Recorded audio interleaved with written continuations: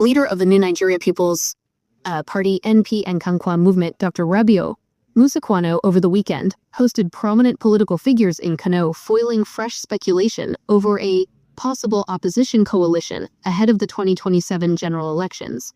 Among those who visited Kwankwaso's residence were the 2023 presidential candidate of the Labour Party, Peter Obi, governor of Royal State Shimashini, and former Bayelsa State Governor Seriake Dickson. Also present were Isaac Idosa Bayal Nanatu Muhammad and other dignitaries. The meeting comes amid increasing political consultations and alignments among opposition figures ahead of the 2027 general elections. Joining us on this show to discuss the undercurrents leading to this visit and what this visit points to is Magajimu, a senior advocate of Nigeria. Good morning, and thank you. Well, we're already seeing alignments, realignments, permutations, speculations, but will this make any difference? Even if it is natural to see all of these alignments and realignments ahead of a major general election. When you place that against the background that the APC already has 32 governors in the kitty, even some governors that have not joined the APC are saying, well, they are pro-Tinubu. When it comes to the presidential election, they will back him up. And then, of course, the National Assembly, the APC already has 2/3 majority in that assembly. What do you think are the prospects, even when we make the concession that democratic space should always make room for the opposition? But it seems to me that this particular 2027 election has been won and lost. Advantage APC. What do you think? Well, once again, good morning. Good morning, Dr. Abati.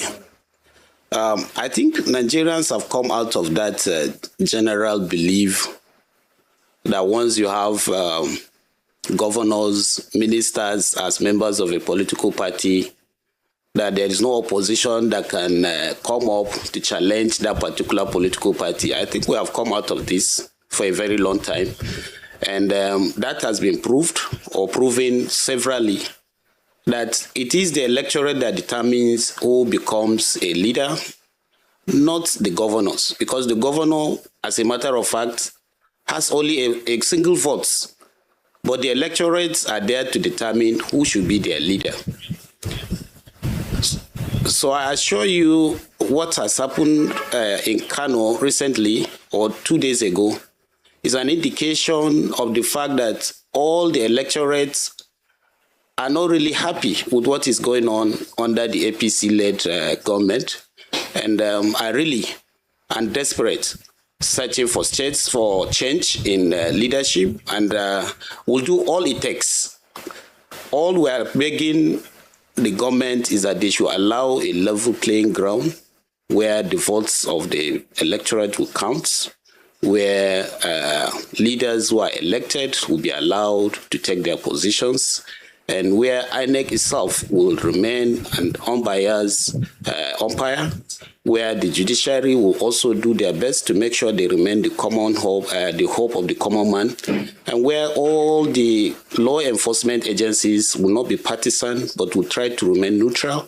Once we have this level playing ground and is ensured by the APC-led government, I assure you and Nigerians that a lot of surprises will be sprung, and then people will be surprised that it's not about the number of the governors, it's not about the number of the ministers that are in a particular political party, but it is about the electorate and their desire. Nigerians need change, and I believe Nigerians deserve a change, and Nigerians should be given an opportunity to choose and elect their leaders. Thank you. Absolutely correct, sir. Now, how confident are you that come 2027, Nigerians will be given the opportunity to elect their leaders based on a credible process of election? How confident are you? Because we're only a few months down the line, and so we can be able to assess the readiness or the willingness of INEC to discharge a free, fair and credible election. That's number one, because as you mentioned, that's a big criteria for any other party to have a chance in 2027. Then the second part of the question will then be going back to this Kano meetup and a winning combination, if I can put it that way, a winning alliance. What, in your estimation, would be a strong enough team to challenge the APC's candidate in 2027? Well, Ayo, how confident I am depends on the INEC, not me.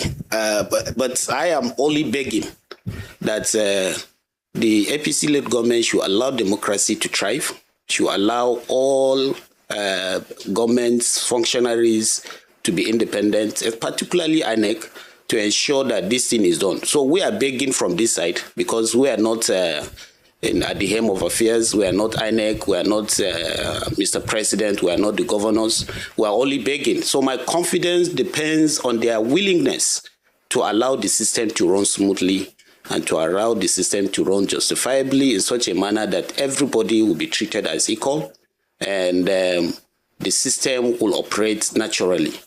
So to that extent, I can tell you that my confidence depends on their willingness because I do not give INEC instructions. So I cannot be overconfident that INEC will do the right thing, but we are only begging those people who are saddled with the responsibility to ensure, because of tomorrow, you are on this side of the divide today, tomorrow you will end up being on the other side of the divide. So, but when you allow the system to run smoothly, you will come back, or even if not you, your children will come back and benefit from the smooth system that you have established. So I think people should understand that it is not about today. Okay, yes, you twist the system, you become the president once again, and twice you run a system, but the system is destroyed.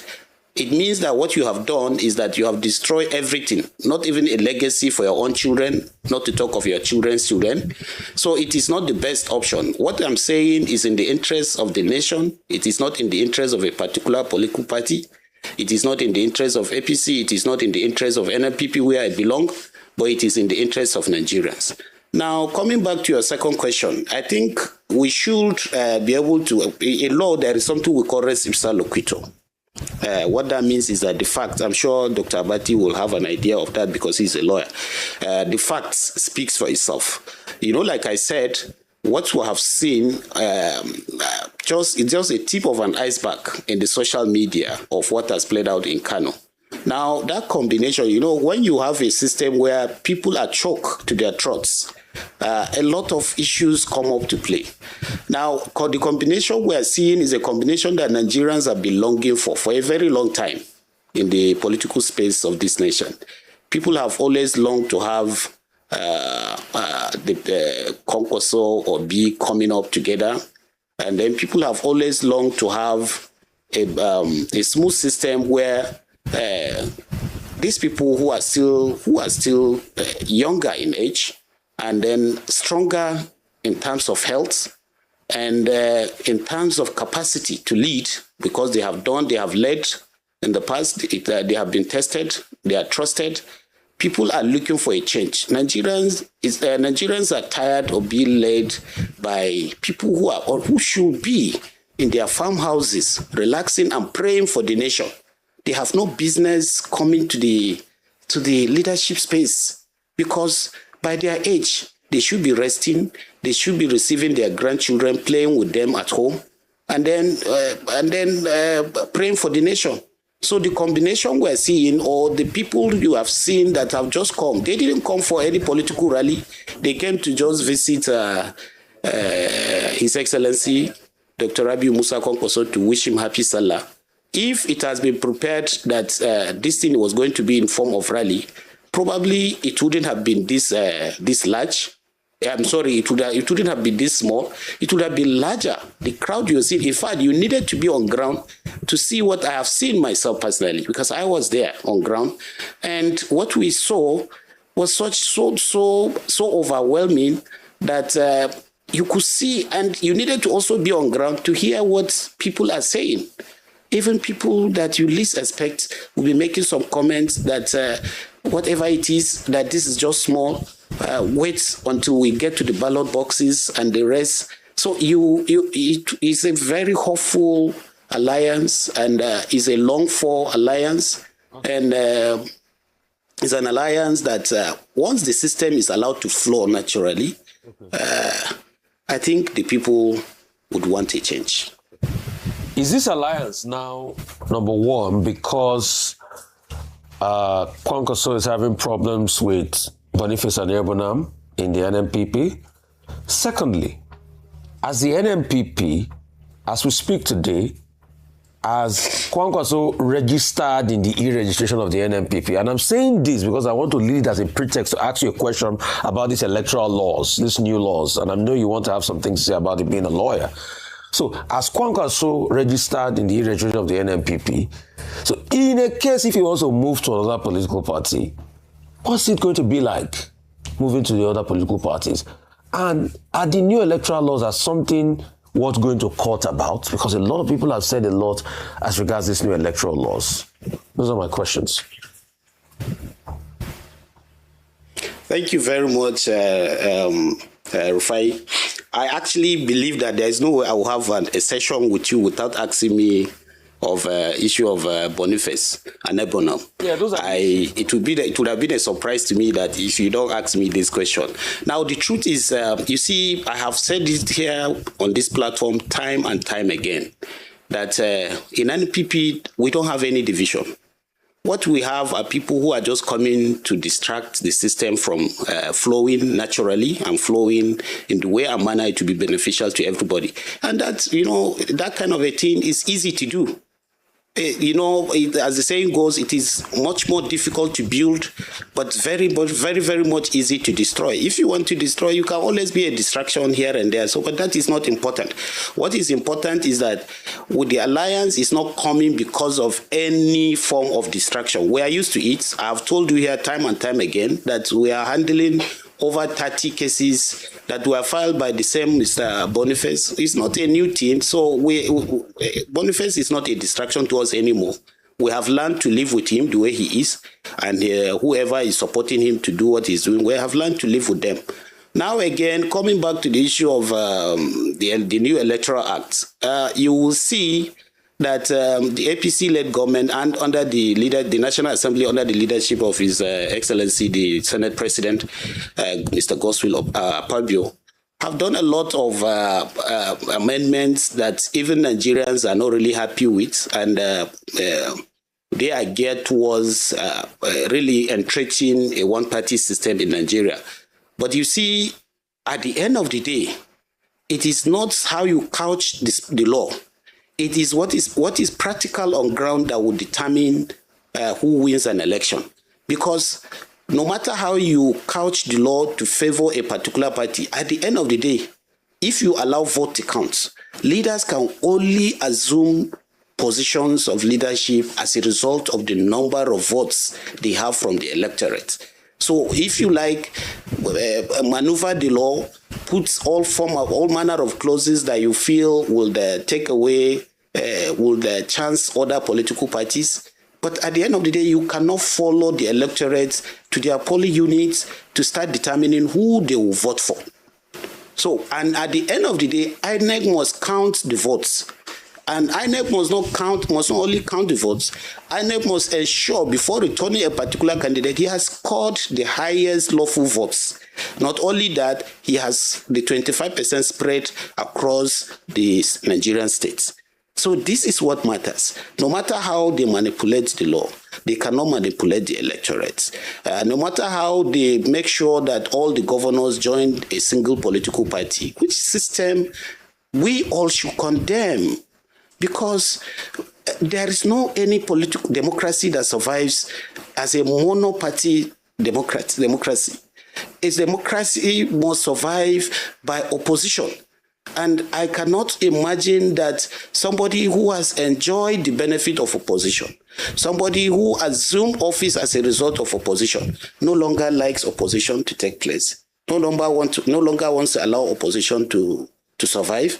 That is not democracy. That is not good for Nigeria. Mr. Magajimato. That is not good for even the persons. Mr. Magajimato. Mr. Magajimato. That's why I asked a specific question. Yes, I said, in a case where Kwankwaso wants to leave, has he already done party registration in the NNPP? So if he wants to leave the NNPP now, part of the things they have said in the law, will they not now bring it up by saying that he's done party registration in 2 political parties in a case where he wants to leave? Has he done e-registration? Has he done e-registration in the political party NNPP as we speak? In which of the political parties, please? Has he done e-registration in NNPP? Yes, he's a bona fide member of NNPP. So when he wants to leave sites that his name is on 2 party registers, that's just the question I'm asking. No. What will be done is clear. As soon as he defects to any political party, maybe any other political party, as the case may be, he will definitely resign his position within the space as allowed by the new Electoral Act, and then register his name in the new political party. We are working on that. We are not really sleeping, even though they have put us on our toes, but we are not sleeping. We will make sure that we are equal to the tax. We'll meet up with all the deadlines and ensure that the right thing is done so that people will freely choose who their leaders will be come 2027.